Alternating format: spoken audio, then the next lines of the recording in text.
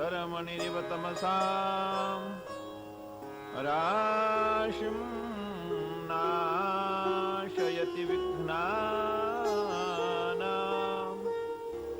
हरिरेव जगदेव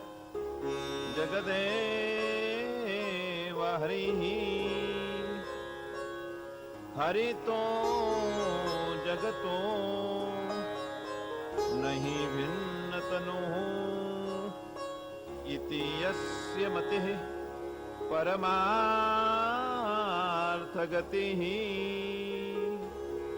स नरो भवसागरनुद्धरति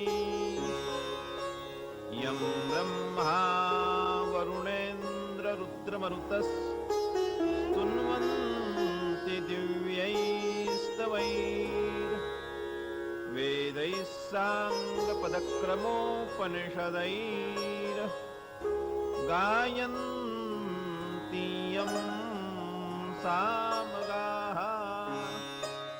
आर्य देवो भव। तो यही वो गुरुजन उपदेश देते थे। आप इस भावना से जाना, माता पिता कार करना, चलते समय कुछ वो दक्षिणा देते थे। गुरुदेव मुझे पवित्र करने के लिए आप स्वीकार कर गुरुदेव लेते थे, विद्यार्थी जाते थे।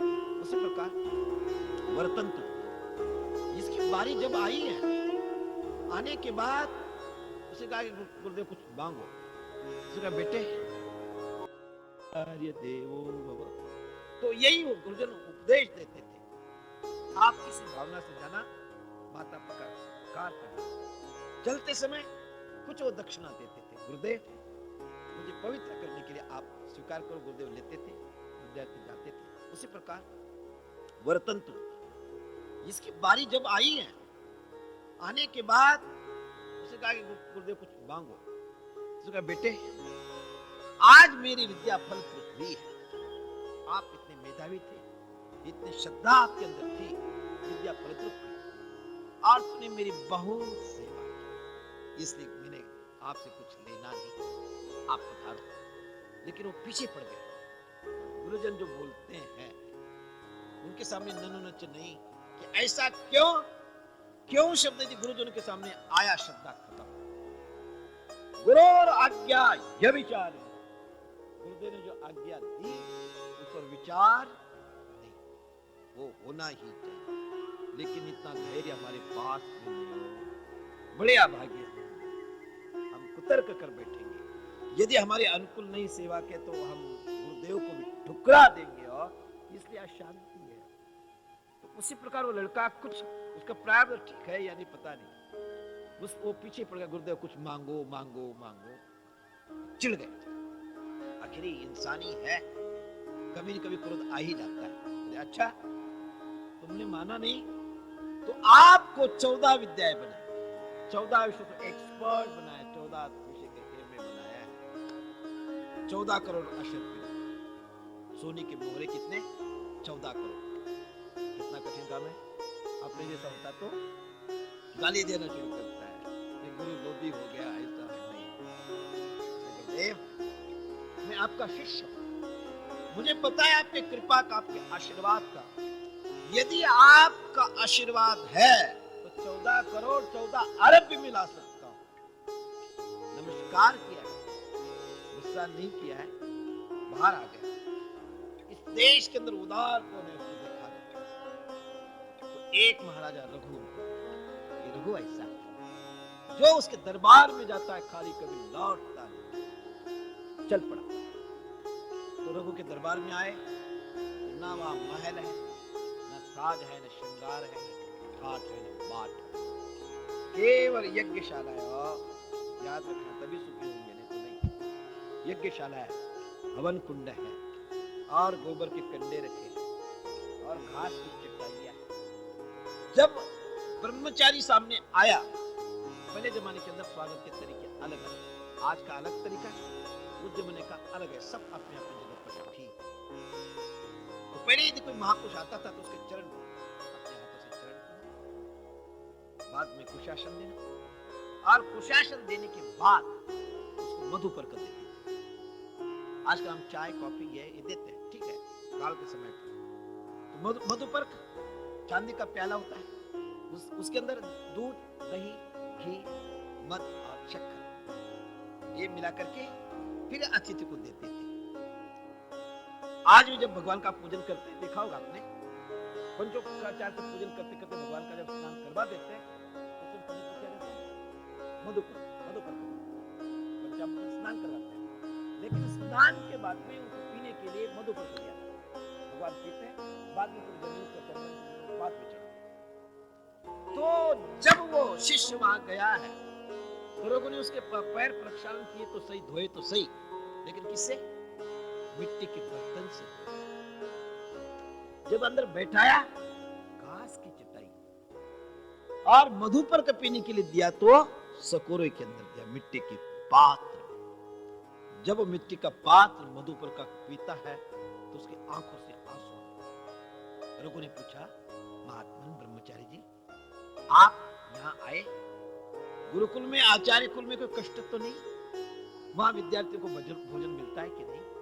पीने को पानी मिलता है कि नहीं? सोने के लिए अच्छे से ढंग से जगह है कि नहीं?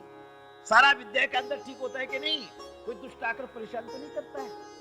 कई शेर चीते ज्यादा तो नहीं हो गए? ब्रह्मचारियों को कष्ट तो नहीं हो रहा है? क्यों रो रहे हैं?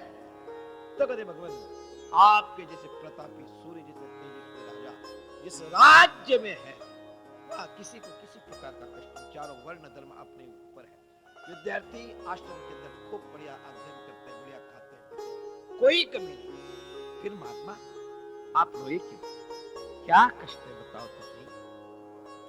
कहते राजन, पपिया है चातक, उसको प्यास लगी, बादल भी आ गए, स्वाति नक्षत्र भी आ गया, लेकिन जो पानी पीने के लिए बादलों के पास में जाता है तो आकाश बरस करके साफ, बादल उसके अंदर नहीं। उसी समय प्यासा वो चातक पपिया वहां गया। वही स्थिति मेरी है।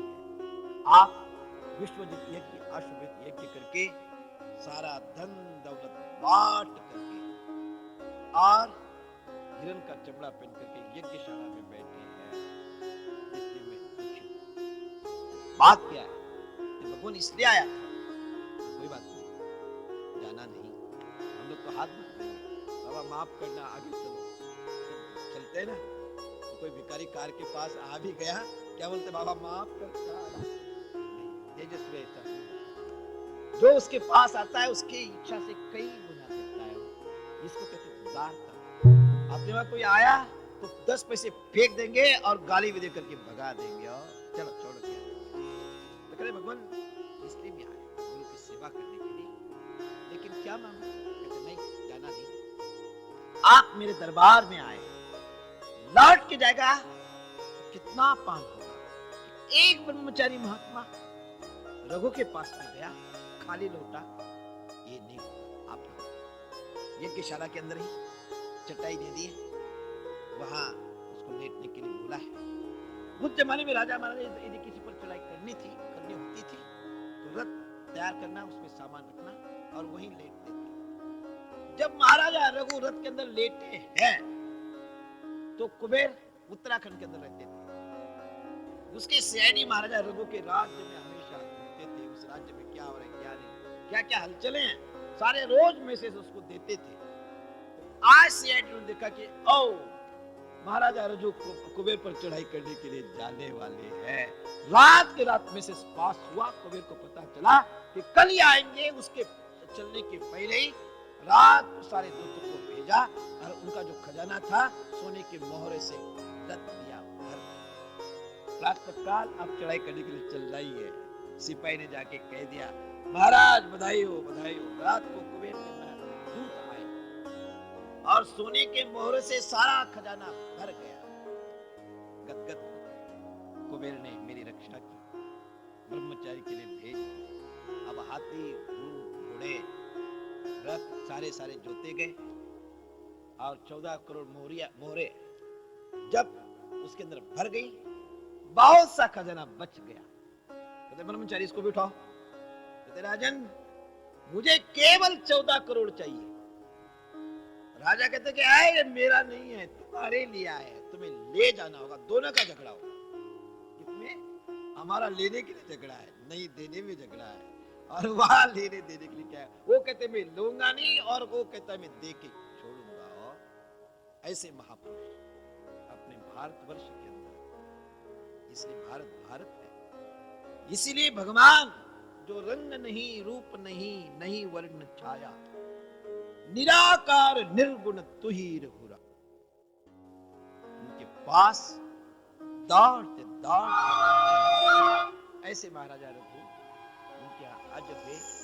और आज के यहाँ महाराजा दशरथ। दशरथ किसको कहते हैं? जो 10 रास्ते, 10 रास्तों पर जिसका रथ अव्याहत गति से जाता है। उत्पन्न आकाश मही धरेश, उनका रथ कैसा था? उत्पन्न आकाश मही धरेश, वो पानी में भी चलता था, आकाश में भी चलता था और जमीन पर भी चलता था। अभाव गति थी। और इतना ही नहीं, इतना सामर्थ्य अपना था, अपना तेज, अपनी तपस्या और अपनी एकता, परस्पर का प्यार समाप्त हो गया। इसलिए आज हमको दूसरे के ऊपर डिपेंड करना पड़ता है कि वो मुझे खिलाएगा, वो मुझे खिलाएगा, वो मुझे शस्त्र अस्त्र देगा तभी जिंदा रहूंगा, नहीं तो रहूंगा नहीं। आज दूसरे की तरफ उस समय तेज था, तपस्या थी, एकता थी, देवताओं भी चरणों में आकर के गिरते थे। ये सामर्थ्य उस समय के राजा महाराजाओं के अंदर था। महाराजा दशरथ अपने राज्य में राज्य करते थे। शादी का समय आया तो उत्तर कौशल देश हुआ। भगवान दशरथ को उत्तर कौशल का राजा मानते हैं और कौशल शायद मध्य प्रदेश को मानते हो। वहां से लड़की का निमंत्रण राजा ने भेजा कि भगवान हम आपके लायक हो, लेकिन मेरी कन्या है प्यारी, इसको आप ले जाओ। निमंत्रण उधर से आया है, बारात सजी धजी गई हुआ कौशल्या के पिता के यहाँ। तो उधर रावण लंका के अंदर रहता है, ज्योतिषी बड़ा विद्वान है। रावण के जैसा विद्वान कोई हुआ नहीं, न होगा। इतना महान विद्वान है कि चारों वेदों पर उसने भाष्य लिखे, तंत्र मंत्र आगम जिसके सामने नाचते थे। ऐश्वर्य कितना, तपस्या कितनी, 9 ग्रह है, लेकिन एक भी ग्रह हमारे ऊपर आता है तो हम परेशान हो जाते हैं। तपस्या इतनी है, 9 ग्रह का तो उसने सिंहासन बनाया था, एक एक ग्रह की सीढ़ी बनाई थी। उन सीढ़ियों को पर पैर रखते हुए सिंहासन पर बैठा था। घबराने में शनि में साढ़े साथी कुछ नहीं। यदि आप भगवान के भक्त हैं, परमात्मा का चिंतन करने वाले, सारा विघ्न कपट के जैसा उड़ जाता है। तो रावण उन ग्रहों के ऊपर पैर रखते हुए सिंहासन पर बैठता था। ज्योतिषी था तो उसने ज्योतिष लगा के रखा था कि दशरथ विवाह करेगा कौशल्य के साथ, राम आएंगे और मेरा उद्धार करेंगे, मुझे मारेंगे। ज्योतिष के अनुसार उसने जान के रखा। जब दशरथ की शादी का उसको पता चला, ओ कौशल्य के साथ शादी हो गई, राम आएगा और मेरी जिंदगी समाप्त हो गई, इसलिए शादी ही नहीं होगी। कौशल्या को भगा के ले जाएंगे, न रहेगा बांस, न बजेगी बांस। वो आया और कौशल्या को ही रात को उठा के ले गया और एक जंगल में बंद कर दिया उसने। जब बारात गई है, उस समय राजा दुखी होगा कि आहा, इतने बड़े महान प्रतापी राजा, उत्तर कोशलाधीश्वर, सरस्वती नदी के किनारे तपस्या करने वाले, अयोध्या जहां कभी युद्ध होता ही नहीं, यदि कोई युद्ध करने के लिए गए तो सारे पराजित हो जाते हैं। इतनी महान अयोध्यापुरी जो मुक्तिदायिनी, मोक्षदायिनी, सप्तैते मोक्षदायिका, 7 पुरी ऐसी है हमने भारतवर्ष के अंदर जहां जाने से ही मोक्ष मिलता है, उसमें से अयोध्या है। ऐसे राजा मेरे यहाँ आए, रात को लड़की को कौन ले गया, कहां गया, सारा रनिवास रो रहा है, सब रो रहा है। तो उनकी और एक बहन, उनका नाम क्या था, तो सुमित्रा अपने माँ के पास गई। वो जब हमारे सीधे पिता के पास नहीं जाते थे, वो माँ को कहते कि माँ, पिताश्री को बता दो ना, अब वो जो समय आया है, सारे इस समय को संकट मान रहे ना, तो मेरी बहन नहीं तो कोई बात नहीं। तो कौशल्या और सुमित्रा देखने में एक जैसी थी, एक रूप एक रंग, सारा एक जैसा था। हो तो इनको क्या पता कौशल्या कौन है, सुमित्रा क्या कौन है, इनको तो पता है नहीं। इसलिए मेरा शादी इनके साथ कर दो, संकट टल जाएगा। बच्चे कभी कभी तार देते माता पिता को, तो उनके साथ शादी हुई। जब बारात विदाई हुई तो रात को उसी जंगल में ठहर गए। वहां एक मंदिर था, उसी मंदिर में कौशल्या को रावण ने बंद किया। जब रात निरव समय आया, शांत हो गई, सारे लोग सो गए, उस समय वहां हिचकी मारने की आवाज आई, रो रहा। तो महाराजा दशरथ के कान में जब गया कि आओ कोई ललना है, देवी है, रो रही, क्या कष्ट है पता नहीं रहा गया। इधर उधर देखा तो मंदिर में से आवाज आ रही।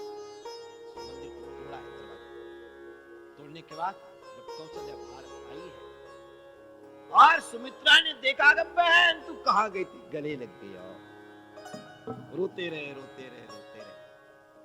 महाराजा दशरथ ने पूछा, सुमित्रा क्या बात है? भगवान क्षमा करना, इस शरीर से आपकी शादी तो हुई है, लेकिन वागदान कौशल्या से हुआ है।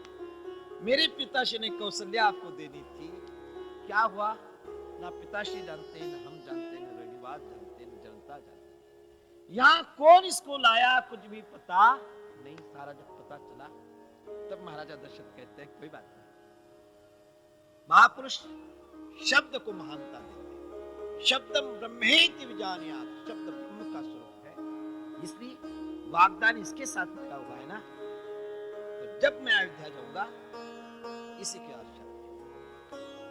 तब वो सुमित्रा कहते भगवान वहां से 4 फेरे फेरकर मैं भी आई, कहते दोनों के साथ शादी होगी और यही बड़ी रहेगी।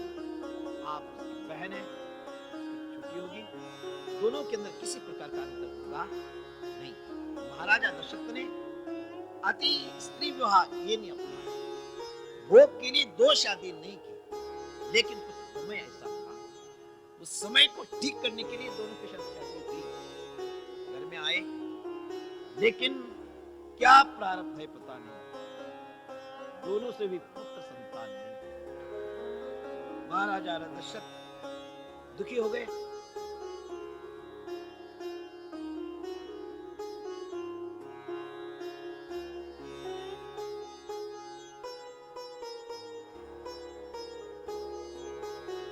क्या होने वाला है, 10 शादी करो, 1000 शादी करो, कुछ होने वाला नहीं हुआ। जब आखिरी अवस्था हुई, दुखी हुए, और दुखी होने के बाद सारा राजकाज मंत्री को दिया है, और देने के बाद दुखी इंसान क्या नहीं कर सकता है, बहुत कुछ कर सकता है, और उसको पता भी नहीं मैं क्या कर रहा हूं। दुख में ही एक दफे वो शिकार करने के लिए चलता है जंगल के अंदर। भटकते गए, जब इंसान गिरता है तो क्यों गिरता है, कैसा गिरता है, उसको पता ही नहीं चलता। भटक गए, प्यास लगी, एक तालाब मिला पानी का, वहां गए, पानी पिया है। कहते शिकार खेलने के लिए आया तो सही, शिकार तो मिली नहीं जाऊंगा जब तक शिकार मिलेगी नहीं। एक झुरमुट के अंदर छिप गए, कोई हिरना आएगा, पानी पीगा, मारूंगा ले जाएगा। जब छिपे हैं उधर, ये देश पितृभक्त वालों का, मातृभक्त वालों का, वेद की भक्ति करने वालों का, संतों की भक्ति करने वालों का, अवतारों का देश है, सतियों का देश है, सत्पुरुषों का देश है। बहुत भाग्यवान है आप लोग। यहाँ देवता भी आना चाहते हैं, तरसते हैं कि हम आए भारतवर्ष के अंदर रहे। इतनी बड़ी धरती के आप उत्तराधिकारी, अनायास परमात्मा की तरफ मन जाता है, अपने आप वैराग्य यहाँ पैदा होता है, और ऐसा सुंदर देश अपना है। उसी सिलसिले के अंदर एक श्रवण कुमार नाम का पितृ मात्र पितृ है।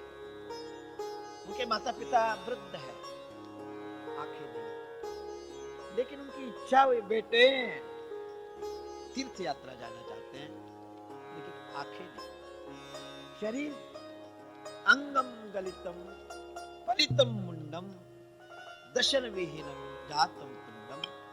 गलित हो गए बेटे, चलने के लिए जिस डंडे का सहारा लेते हैं वो डंडा भी धोखा दे जाता है। कैसा होगा बेटे? श्रवण ने कहा कि माँ घबराना नहीं, पिताजी मैं आपका हूं ना, आपको मैं ले जा। कांवर बनाई, एक डंडा लिया, उसके नीचे रस्सी बांधी, बढ़िया आसन बनाया, दोनों को उस पर रखा है। भगवत चिंतन करते करते, तीर्थ करते करते, दर्शन करवाते करवाते कोई भाग्यवान होता है और माता पिता की सेवा करता है। सबके बस की बात नहीं, ज्यादा कथा लंबी करनी नहीं। तब चलते चलते एक जगह पर प्यास लगी दोनों माता पिता। तो बेटे कोई पानी है?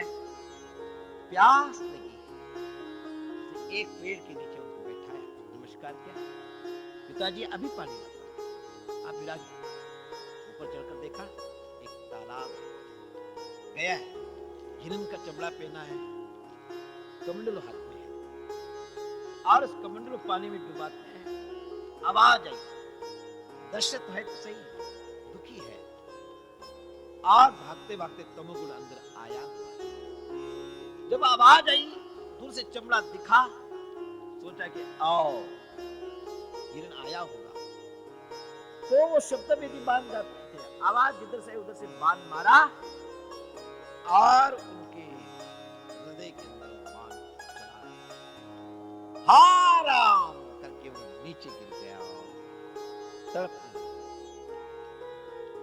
दशरथ सोचे कि आओ किसी ब्रह्म ऋषि का घात मेरे तड़पे दुखी होकर के जब आए तो श्रवण कुमार तड़प रहे। उसने कहा कि राजन आप बड़े भाग्यवान हैं, मैं भी भाग्यवान हूं। आखिरी अवस्था में आपने बाण नहीं मारे, आपने पुष्पहार चढ़ाया। बाण लगने से दर्द होता है ना, कष्ट होता है ना, यहाँ दर्द कष्ट कुछ भी नहीं होता, एक आह्लाद आ रहा है, सुख आ रहा है, आनंद आ रहा है। दूसरी बात, आपका बाण आते ही राम ने अंत काले च मामेव स्मरण युक्त्वा कलेवरम यत् प्रयाति तमद् भावम याति नात्यत्र संशय। जो अंत काल में मेरा स्मरण करता है, चिंतन करता है, वो मद्रुप प्राप्त हो जाता है। दशरथ रोने लगे, ब्रह्मर्षि आत्मघात हुआ, आत्महत्या मेरे द्वारा हुई।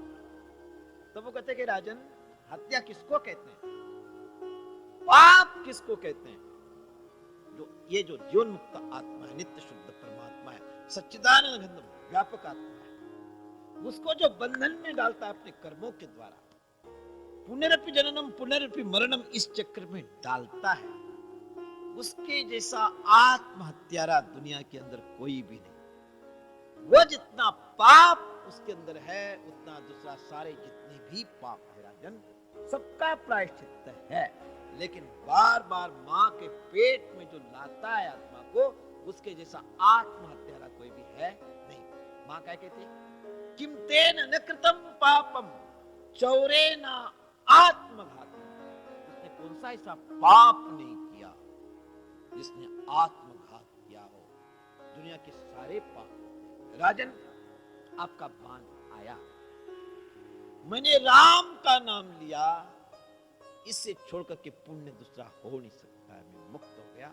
आपका बाण शब्द है, तत्वमसि वाक्य का शब्द है। आप मेरे गुरुदेव हैं, मैं मुक्त होने जा रहा हूं। लेकिन मेरे माता पिता वृद्ध हैं, पेड़ के नीचे बैठे हैं, उनको आप पानी पिलाएं। दशरथ ने वही कमंडला पानी का लिया, हाथ में लिया, और धीरे चलते चलते जहां उनके माता पिता पेड़ के नीचे बैठे हैं, नीचे गर्दन करके धीरे धीरे कदम उठाते हुए जा रहे हैं। प्यास सता रही इनको। कहते बेटा गया, कितना समय लग गया, ऐसा तो कभी करता नहीं था। हम बोले और काम हो गया। अभी इतनी धूप में उसको पानी लाने के लिए भेजा, उसको कष्ट तो नहीं हुआ? कष्ट से उनको गुस्सा तो नहीं आया होगा? यदि गुस्से में पानी लाएगा भी तो हम नहीं पिए। क्रोध के समय पानी नहीं पीना चाहिए, खाना नहीं चाहिए। यदि खाते पीते तो पचेगा नहीं, शरीर खराब कर देता है। इसलिए क्रोध के टाइम पर खाना पीना नहीं चाहिए। खाते पीते समय लिखा है या तो मौन होकर के परमात्मा का चिंतन करते करते एक एक ग्रास लेना चाहिए। ये सर्वोत्तम पक्ष है। मौनम सर्वार्थ साधनम। लेकिन ये नहीं होता है अपने को, तो अपने बाल बच्चे पत्नी सारे प्यार से बैठते हुए, हंसते हुए, आनंद लेते हुए भोजन करना चाहिए। यदि थोड़ा सा भी दुख की रेखा भी आपके मन में है तो उस समय भोजन करना नहीं। करेंगे तो ग्यास कर देगा, शरीर खराब कर देता है। इसलिए प्यार से हंसते गाते हुए भोजन करना चाहिए। तो वो देख ही रहे तो आवाज की आहट आई और अंदर से बोलते कि बेटे श्रवण, आपको कष्ट हुआ ना, हमने पानी लाने के लिए भेजा। जब तक क्रोध आपके अंदर है बेटे हम पानी नहीं पीते। अब दर्शक कितनी कठिन स्थिति होगी। बोलता हूं तो भी पानी पिएंगे नहीं, नहीं बोलता हूं तो भी पानी पिएंगे। हाथ हिलने लगे। कहते मां पिताजी मैं आपका ही बेटा, आपका ही बेटा। लेकिन आपसे के पेट से जो बालक जन्मा है श्रवण, इन दुष्ट हाथों से तो मारा गया। आप मुझे क्षमा करना, ये पानी प्राशन कर लो। तब उसके माता पिता कहते कि राजन तुम हत्यारे हो, हत्यारे के हाथ का पानी पीना महान पाप है, हम पानी नहीं पिएंगे। आखिर बाप है, मां है। कितने भी ऋषि हो, साधु हो, संत हो, कभी कभी जी तड़प जाता है और वो तड़पन से जो निकलता है वो बड़ा कठिन होता है। और तो उसने कहा कि दशरथ, जिस प्रकार हम पुत्र के वियोग के अंदर तड़प तड़प करके मर रहे हैं, उसी प्रकार आप भी तड़प तड़प कर मरेंगे। अब देखना दशरथ की स्थिति। एक तरफ खुशी का पारावार नहीं, अभी तक पुत्र नहीं, 3 पत्नियां, आखिरी अवस्था है, पुत्र नहीं। तो ऋषि के मुख से निकला है कि तुम पुत्र के वियोग में तड़पोगे, मरोगे। चलो मर भी जाऊं, तड़प भी जाऊं, कोई बात नहीं, लेकिन पुत्र तो होगा। ये पुत्र उत्पत्ति की खुशी। और दूसरा, 3 हत्याएं मेरे से हो। एक पहले हो गई और 2 ऋषि चले गए। उनका वृद्ध जितनी भी क्रिया है सारी की और करने के बाद जब वो अपने राज्य में आए अयोध्या में, तो उनका रंग काला हो गया। उस जमाने में क्षत्रिय राजा होते थे और ब्राह्मण उसके मंत्री होते थे। इसलिए दोनों का आसन भी होता है। राजा सिंहासन पर बैठता है और ब्राह्मण कुशासन पर बैठता है। तो एक प्रतीक है ब्राह्मण के लिए कुशासन क्यों, राजा को सिंहासन क्यों? तो दुनिया के अंदर स्वभाव है तमोगुण रजोगुण है। तो तमोगुण के कारण और रजोगुण के कारण अपनी जो प्रजा है उसके अंदर हिंसक प्रवृत्ति यदि हो जाती है, दूसरे को सताने की प्रवृत्ति हो जाती है, तमोगुण की प्रवृत्ति हो जाती है, हिंसक प्रवृत्ति हो जाती है, तो राजा उसको खींच करके अपने नीचे दबाता है सिंहों के जैसा। इसलिए प्रतीक के रूप में सिंहासन पर राजा बैठता था और मंत्री कुशासन, कुछ घास होती है उसमें कुशासन, कुश्चित शासनम यस्य, जिसका शासन कुश्चित हो जाता है। राजा मनमानी करने लग जाता है, विषयों के चक्कर में आ जाता है, तो ब्राह्मण लोग उस पर कुशासन अंकुश रखते थे। ऐ वैदिक धर्म से ऐसा ऐसा चलना है, नहीं तो तुम्हें ठीक कर देंगे। इसलिए वो कुशासन पर बैठते थे, राजा सिंहासन पर। तब मंत्री ने कहा कि राजन तुमने कुछ पाप किया है, आपका रंग काला हो गया, ये सूर्य वंश का आसन है, सिंहासन पर है, उसमें पापी नहीं बैठ सकता है, चिंता वाला नहीं बैठ सकता है, आप नहीं बैठ सकते। इतना बड़ा चक्रवर्ती राजा, सब कुछ उसका है, लेकिन मंत्रियों के कहने से उस शासन पर नहीं बैठा। आज की स्थिति और कल की स्थिति दोनों तुलनात्मक देखेंगे, कहां से श्री आएगा, कहां से ऐश्वर्य आएगा, कहां से सुख आएगा, नहीं आएगा, नहीं आएगा, नहीं आएगा। राजन फिर आखिर कहां जाएगा? गुरु जी। जब सारी दुनिया रुठ जाती है, ईश्वर भी रुठ जाता है, तो गुरु संभलता है। तो वशिष्ठ के यहाँ गए, बहुत दिव्य स्थल है, कभी जाना। जब बद्रीनाथ के रास्ते में जाते हैं तो वहां वशिष्ठ गुफा आती है, वहां देवदार के चीड़ के बहुत अच्छे अच्छे पेड़ है, भीनी भीनी सुगंधित ठंडी ठंडी हवा, अलकनंदा कल कल कल कल कल करते बहती है, हरियाली, आहा, बड़ा आनंद है। वहां जाने के बाद नीचे आने की इच्छा ही, बड़ा सुंदर हिमालय, लेकिन प्रारब्ध है, प्रारब्ध में फिर गुण खींच के ले आते हैं, आनंद है, आना पड़ता है। वहां गए, जाने के बाद गुरुदेव वशिष्ठ थे तो उनका पुत्र, तो सारी कथा बताई, गुरु गुरु पुत्र में कोई अंतर नहीं।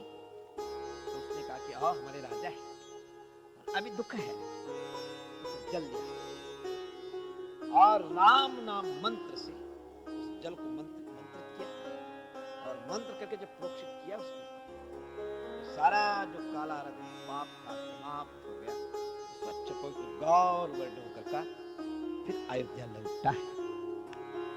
थोड़े दिनों के बाद या थोड़े समय के बाद वशिष्ठ आए, और आने के बाद बेटे ने उत्साह अनुसार कह दिया कि गुरुदेव अपने राजा दशरथ है ना, ऐसी ऐसी गलती हो गई, तो उस पाप को प्रक्षालित करने के लिए वो मेरे आपके पास आए, क्या फिर मैंने राम नाम का मंत्र मंत्रित करके उसके ऊपर छोड़ा है, पवित्र हो गया। बड़ा गुस्सा आ गया, दुष्ट है, मंत्र का ऐसा दुरुपयोग करते हैं, साधारण से पाप के लिए। ये कपड़ा बढ़िया गिरु चमका कब इसके ऊपर, यदि गंदा कपड़ा उस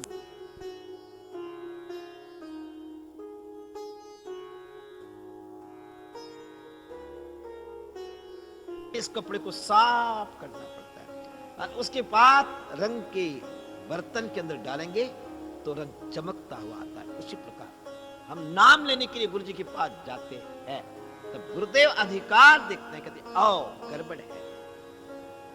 विवेकानंद जी का उदाहरण कल परसों मैंने बताया था, जिस समय उन्होंने शक्तिपात किया, करने के बाद योग्यता नहीं थी, जब उन्होंने शक्तिपात किया तो उनका शरीर जलने लगा, तो उनका कि अरे अरे अरे अरे, मैं प्यार में आकर के सोचा नहीं, इसने जैसा कहा मैंने शक्तिपात किया, लेकिन धारण करने की शक्ति इसकी है नहीं, खींच लिया। और खींचने के बाद साधना में लगाया, पहले साधना करते करते करते एक आशा अटक गई उसकी, जब तक थोड़ा सा भी लेश मात्र है, साधना परिपूर्ण नहीं होगी, नाम पर प्यार नहीं आएगा, आनंद नहीं आएगा।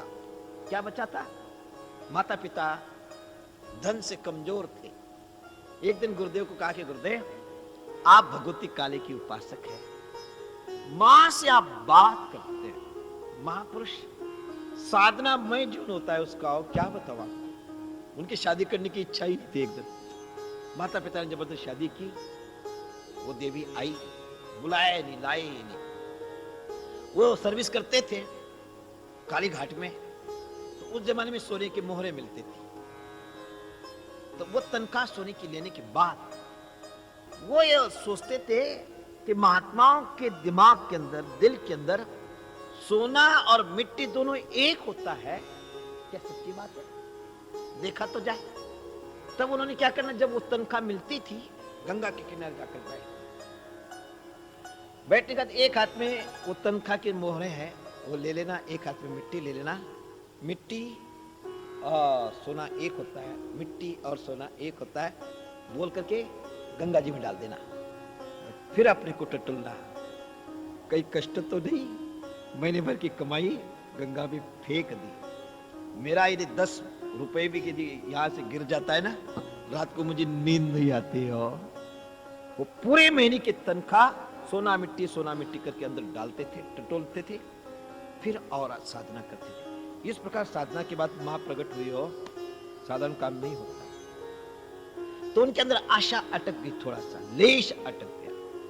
तब एक दिन भगवान, मां आपके पास आती है, वो अवधर दानी है, सबको देती है, तो माता पिता को थोड़ा दे दो ना, ताकि मैं संन्यास लेकर के आपकी सेवा कर सकूं। उन्होंने कहा कि बेटे मेरे पास तो कुछ नहीं, मैं सन्यासी हूं। हाँ, आपने मां का उदाहरण दिया, मां के पास जाओ, गिड़गिड़ाओ, रो उसके सामने, वो देगी। जब वो मां के पास में गया, गुरुदेव ने पीछे से ही कृपा की और जाकर के मां को मांगता है। क्या मांगता है?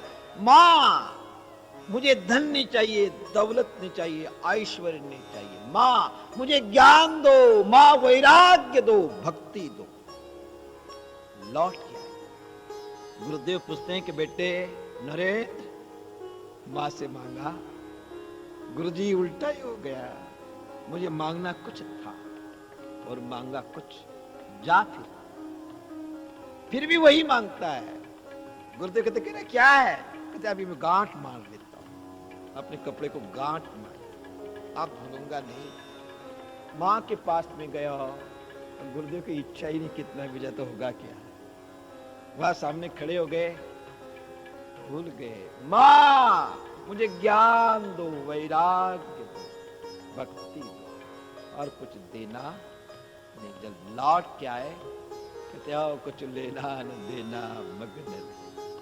यही सच्चा सुख है, यही आनंद है, यही प्यार। तात्पर्य इस प्रकार गुरुदेव पीट पीट करके अपने शिष्य को तैयार करते हो, सर्वस्व देते हैं। तब वो शिष्य ने कहा कि मैंने सारा तप से तुझे मंत्र दिया और इस मंत्र का ऐसा दुरुपयोग किया तूने, जाओ तुम निषाद हो जाओ। तब वो गंगा किनारे निषाद बनकर के, निषाद राज बनकर के वहीं भगवान राम जब तक आए नहीं तब तक उद्धार नहीं होगा। वहीं गंगा के किनारे है, दशरथ आए, राजकार्य होता रहा। थोड़ी शंका आपके मन में आ सकती है कि श्रवण मरा, उसने भी राम नाम जपा, इन्होंने भी वशिष्ठ के पुत्र ने भी राम नाम मंत्र करके उसको जल प्रोक्षित किया। राम तो अभी पैदा ही नहीं हुए और पहले ही उस नाम को कैसा जप हो रहा है। तो राम जो भगवान दशरथ के कौशल्या के पुत्र है ही है, इसमें नत्ति मात्र संदेह नहीं, भगवान ने ही उनका अवतार लिया। लेकिन एक राम है, रमन्ति योगिनाम हृदय असौ स रामः। संपूर्ण प्राणी मात्र के हृदय के अंदर जो रममान हो रहा है, संपूर्ण प्राणी मात्र की सुख देता है, सबको आराम देता है, वह राम आदि से है, ना उसका आदि है ना अंत है, सब जगह पर वही है। और उसी राम से दशरथ ने अपने पुत्र का नाम राम रखा है। जब तीनों रानियों के साथ शासन चल रहा है, चलते चलते एक दफे की बात है, इंद्र पर कोई कष्ट आया, राक्षस चढ़ाई कर गए, करने का इंद्र हारता गया, घबरा गया। तब दशरथ के शरण में आया, ये राजर्षि, उसमें से एक भी शब्द यदि हमारे अंदर गया तो हमारे जीवन का कल्याण होगा, हो इसमें कोई संदेह नहीं। प्रातःकाल मर्यादा पुरुषोत्तम परब्रह्म राम राघवेंद्र सरकार, उनका चरित्र थोड़ा सा अवलोकन हम करते जा रहे हैं। महाराजा दशरथ 3 पत्नियां हैं। तो अब आध्यात्मिक दृष्टि से महापुरुष अपने अपने अनुभव के अनुसार आध्यात्मिक चरित्र बताते हैं, लेकिन प्रत्यक्ष परब्रह्म राम हुए, मनुष्य रूप में राम हुए, तो आध्यात्मिक का चिंतन अभी करना कोई आवश्यकता नहीं। ये प्रत्यक्ष हमारे राम है, प्रभु है, हमारे लिए मानव बन करके आया। इसलिए जो चरित्र हमको उन्होंने दिया उसी का श्रवण हमने करना है, जिससे हमारे जीवन में कल्याण हो सके। प्रातःकाल बताया था 3 पत्नियां हुई, तो भी पुत्र रूप से कोई आशा नहीं, निराश हो। श्रवण कुमार के माता पिता से श्राप मिला, गुरुदेव के पुत्र से श्राप दूर हुआ, स्वच्छ निर्मल अंतःकरण से अयोध्या में आए, राज्य कर रहे। एक दिन अपने गुरुदेव को बुलाया कि प्रभु अब आखिरी अवस्था है, कुल का दीपक अभी आया नहीं, दिया चलेगा जलेगा कैसा। पहले हमारे यहाँ जो विवाह संस्था थी, विवाह करते थे केवल वंश को चलाने के लिए और आनंद के लिए नहीं, समय पसार करने के लिए नहीं, अच्छा पुत्र पैदा हो, भगवान ब्रह्मा की आज्ञा पूर्ण हो सके, इसी दृष्टि से विवाह करते थे। लेकिन वो पूर्ण नहीं हो रहा है। आखिरी गुरुदेव को बुलाया, कहा कि भगवान अब कैसा होगा। कहते चिंता करने की आवश्यकता नहीं, हमारे यहां भगवान वेद है, वेद के अनुसार यदि हम पुत्र कामेष्टि की करेंगे निश्चित फल मिलेगा, इसमें कोई संदेह नहीं।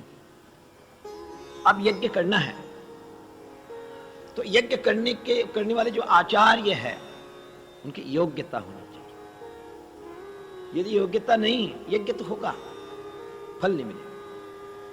तो महान आचार्य वो है, महापुरुष वो है जो भगवान कृष्ण धर्मराज को बताने की कोशिश की, समझाने की कोशिश की, लेकिन उनको जब शांति नहीं मिली तो सच्चा गुरु है वो मेरे पास ही रहो, मैं शांति दूंगा, ये नहीं बोलेगा। बता कोई बात नहीं। एक डॉक्टर से यदि काम नहीं बनता है तो दूसरा डॉक्टर, तीसरा डॉक्टर, स्वस्थ होना चाहिए। तो भीष्म पितामह के पास उनको ले गए, उनको शांति मिली। उसी प्रकार गुरुदेव वशिष्ठ कहते हैं कि दशरथ, यद्यपि मेरे पास मंत्र है, तंत्र है, साधना है, सब कुछ है, सब हम जानते हैं, लेकिन जो वैराग्य चाहिए वो मेरे पास नहीं रहा।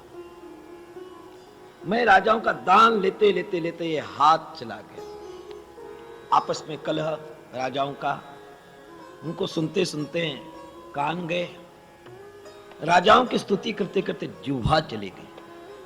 चली गई मतलब उसका जो ओज था, तेज था, शक्ति थी, वो नहीं रही। इसलिए यज्ञ मेरे अपेक्षा, यदि विभांडक ऋषि का पुत्र ऋषि सिंह है, जंगल के अंदर रहते हैं, तपस्वी है, तपस्वी कुछ भी सोचे तो ही उसका काम होता है और उनको बुलाना है। तो राजा था, क्या करे क्या नहीं, चिंता में है। तो जिस समय वो इंद्र का काम करने के लिए गए थे तो इंद्र ने कहा था कि आपका काम होगा तो हम स्वर्ग के देवियों को भेजेंगे। उन्होंने स्वर्ग के देवियों को भेजा है अयोध्या में, और विभांडक ऋषि के यहाँ वो गए हैं ऋषि की तपस्या करने के लिए। अंतर और जगह पर गए, उनका पुत्र है सिंह ऋषि, वो अकेला जंगल के अंदर है। बहुत लंबा चौड़ा लिखा है, वो वर्णन नहीं कर पाऊंगा मैं। जब देवियां गई तो उसने यम स्त्री अयम पुरुष, स्त्री है पुरुष है, कभी जिंदगी के अंदर देखा ही। जब वो माताएं वहां जाती हैं तो कहते हैं कि आहा, ऐसे दिव्य ऋषि तो मैंने कभी देखे ही नहीं, क्या इनका तेज है। उनको ऋषि मान रहा है। धीरे धीरे धीरे समय पसार हुआ तो उनके बढ़िया लाडू थे, लाडवा अच्छे बना के लाए थे, तो ऋषि को दिए। ऋषि लो खाओ। जो उसने लिया खाया तो कहते हैं कि ऐसे पेड़ तो हमारे आश्रम में है ही नहीं। उसको ये पता नहीं कि लड्डू है फल है, उसने फल ही खाया। कहते ऐसे सुंदर रस युक्त फल हमारे पास है ही नहीं। तो उन्होंने कहा कि देवता ऋषि, ऐसे बहुत से फल हमारे यहाँ है, चलोगे देखोगे, जो अच्छे फल चलेंगे ले आएंगे, वो यहाँ भी लगाएंगे, ऋषियों को भी खिलाएंगे, अपने भी खाएंगे। वो चल पड़ा। विषय कैसे है? विष्णाति अनुबध्नाति, जब तक दूर है तब तक ठीक है, और लेकिन जब पास में आ जाते हैं, कहते खाए वह भी पछता है और न खाए वह भी पछता है। कहते दिल्ली के लड्डू पहले जमाने होंगे, लेकिन त्योहार चला, मुहारा चला हुआ है। कहते दिल्ली का लड्डू खाए वह भी पछता है और न खाए वह भी पछता है। दूसरा विषयों का है, जब तक वो आते नहीं पास में तब तक लगता है आह कितना अच्छा है। सच बताओ, जब हम छोटे से थे, महात्माओं के पास रहते थे, तो सेठ लोग बड़ी बड़ी कारें लेकर के उनके बाल बच्चों के लेके आते थे और आश्रम के लोग भी उनकी खूब सेवा करते थे। तब मैं देख करके सोचता था कि क्या जिंदगी है, कितनी अच्छी जिंदगी है। बचपन से महात्माओं के चक्कर में पड़ा और यही सूखी रोटी खाता रहता हूँ। कितना आनंद है इन लोगों का। लगता था बड़े खुश है, बहुत खुश है। लेकिन जब देखा तो कांटों का ताज है हो, राजा दुखिया प्रजा दुखिया, दुखिया घर बैराग्य, सारा दुख ही दुख है हो, शांति कहीं मिली ही नहीं। तो तात्पर्य ऊपर ऊपर से तो बहुत अच्छा है, लेकिन जब फंस जाता इंसान, दलदल की जमीन होती ना, दूर से बहुत अच्छी लगती है, लेकिन एक दफे उस दलदल में पैर गया तो वो फंसता ही जाता है, फंसता ही जाता है, ऊपर उठता नहीं। यदि ऊपर उठने की कोशिश भी करे तो ज्यादा फंसता है। और ऐसे ही गृहस्थाश्रम की दलदली है, फंसा उठ नहीं पाएगा, युक्ति से बाहर नहीं आता है। और उसी प्रकार से लड्डू क्या है, फल क्या है, स्त्री क्या है, पुरुष क्या है, कोई गंध नहीं। लेकिन वो देविया जब उसको अयोध्या लाई है, फंस गया बेचारा महात्मा। शांता नाम की लड़की थी, दशरथ की, रोमपाद को देखी रखी थी, उसी के साथ विवाह किया। विवाह करने के बाद वही मस्त हो गए। जब उनके पिता को चला कि आओ, राजा दशरथ ने बड़ा खराब काम किया, पुत्र को ले गया, गुस्सा आ गया। और जब वो वहां आए, आने के बाद महाराजा दशरथ ने उनका इतना स्वागत किया, इतना स्वागत गया, तो वो भूल ही गए जो क्रोध था। और थोड़ा कुछ बचा था। जब बहू को देखा, पुत्र को, पुत्रवधू को देखा, आइसक्रीम हो गया, जुगल जोड़ी कितनी अच्छी लगती है, खुश हो गए। और खुश होने के बाद फिर यज्ञ की तैयारी की। और सरजू किनारे पर बढ़िया यज्ञ सामग्री आ गई, यज्ञ कुंड हुए। और यज्ञ जब प्रारंभ हुआ, आखिरी यज्ञ की समाप्ति होते होते होते यज्ञ नारायण खुद प्रकट हो गया, अग्नि नारायण खुद प्रकट हुए। और होने के बाद हाथ में प्रसाद है, वो गुरुदेव वशिष्ठ के हाथ में उन्होंने दिया। और देने के बाद वही प्रसाद उन्होंने दशरथ को दिया, तो वशिष्ठ को दिया। तो दो भाग किए, एक कौशल्या को दे दिया, दूसरा जो भाग था उस भाग के और दो भाग, एक सुमित्रा को दिया और दूसरा कैकेयी को दिया। क्रोध बड़ा खराब है, जो चीज प्राप्त होने वाली है उसको भी वो ठुकरा देता है। कैकेयी ने जो प्रसाद दिया वो बड़ा क्रोध आया उसको।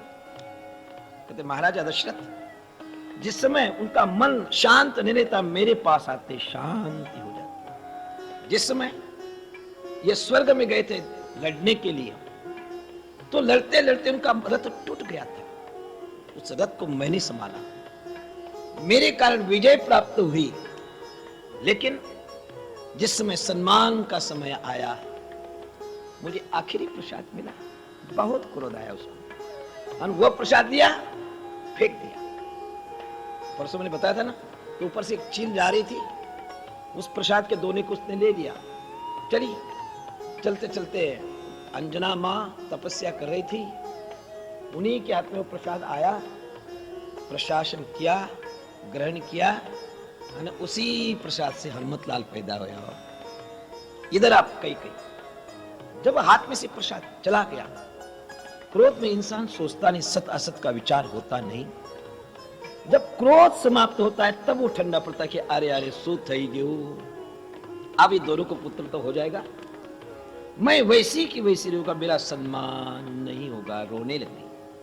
अब कौशल्या मां कहती कि बहन कैकेयी, मैं और आप दोनों बहनें हैं, आपका सुख मेरा सुख, आपका दुख मेरा दुख। हम कभी अलग हो सकते नहीं। संगच्छत्वम संपतत्वम, हम साथ साथ चलेंगे, साथ साथ रहेंगे, दोनों का सुख दुख एक होगा। इस प्रकार जब उन्हें कहा तो अपने भाग का प्रसाद आधा उसको दे दिया। देने के बाद जब समय आया है, सबको हृदय में परमात्मा आ गए, चतुर्विध भगवान के। इसकी चर्चा फिर कभी देखना, आज नहीं।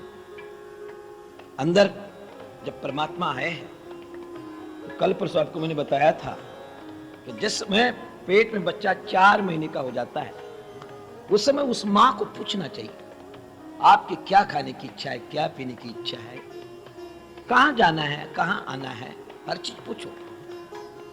उस समय 4 महीने के बाद जो भी इच्छा है, उस समय उस मां की जो इच्छा है वो उसके नहीं होती, उसके पेट के अंदर जो बच्चा है उसकी वो इच्छा होती है। पहले कन्या होती है, जब शादी होने के बाद उसका नाम पढ़ते हैं पत्नी। पत्नी का मतलब है पत्नी और नो यज्ञ संयोगी, यज्ञ के लिए मदद के लिए जो साथ देती है, धर्म करने के लिए जो साथ देती है, उसी को पत्नी कहते हो। और जब उसके पेट में बच्चा आता है तो दो हृदय वाली ये उसका नाम पड़ता है। तो 2 हृदय उसके अंदर है, एक उसका अपना हृदय और उस बाल का हृदय जो अंदर है। वो इच्छा पूरी करो, नहीं करती तो लड़का ठीक नहीं होता है। तो उसी बार महाराजा दशरथ जब इच्छा प्राप्त पूछने के लिए गया तो सुमित्रा सामने आई, कहते देवी कैसे हो, शांति है, आपकी क्या इच्छा है? तो उसने कहा कि भगवान कोई इच्छा नहीं, मैं बड़ी की सेवा करती रहूं, इसके अतिरिक्त मुझे किसी चीज की आवश्यकता नहीं। सेवा धर्म परम गहना योगिनाम अपि दुर्लभम। सेवा धर्म बहुत बहुत दुर्लभ है, योगियों को भी गति प्राप्त होती नहीं, इसलिए बड़ी की सेवा करती रहूं, यही मेरी इच्छा है। वशिष्ठ दशरथ जी बड़े खुश है कि आओ, जो भी आ रहा है जीवात्मा, ये भक्तराज आ रहा है, भगवान के सेवक आ रहा है। कैकेयी ने भी यही उत्तर दिया है। बाद में जब कौशल्या के पास में गए तब वो समाधि में बैठी है, शांतम शिवम अद्वैतम, कोई उछाल नहीं। पर ब्रह्म आ रहे ना, कैसा उछाल होगा जिसने एकदम आत्म साक्षात्कार हो गया। शांति ही शांति हो। दशरथ होता इसको क्या हो गया, शांत बैठ रही है। फिर बातें करते करते हैं कि कौशल्या आपको पता है शादी होने के पहले में शादी करने के लिए आपके पिता के राजधानी गया था, ऐसा हुआ वैसा हुआ। फिर रावण का नाम लेते ही कहते ऐ कहां हो रावण है, लाव धनुष, अभी मैं उसको समाप्त करती हूं। चिल्ला। तो दशरथ ने क्या हो गया भाई, इतनी चिल्ला के इसलिए उसको क्या हो गया, भूत तो नहीं लगा? चिंता में पड़ गए। तो वशिष्ठ ने कहा कि राजन भूत नहीं, ये भूतों का भूत है। पर ब्रह्म परमात्मा उसके अंदर आ रहे, सबकी इच्छा पूर्ण की।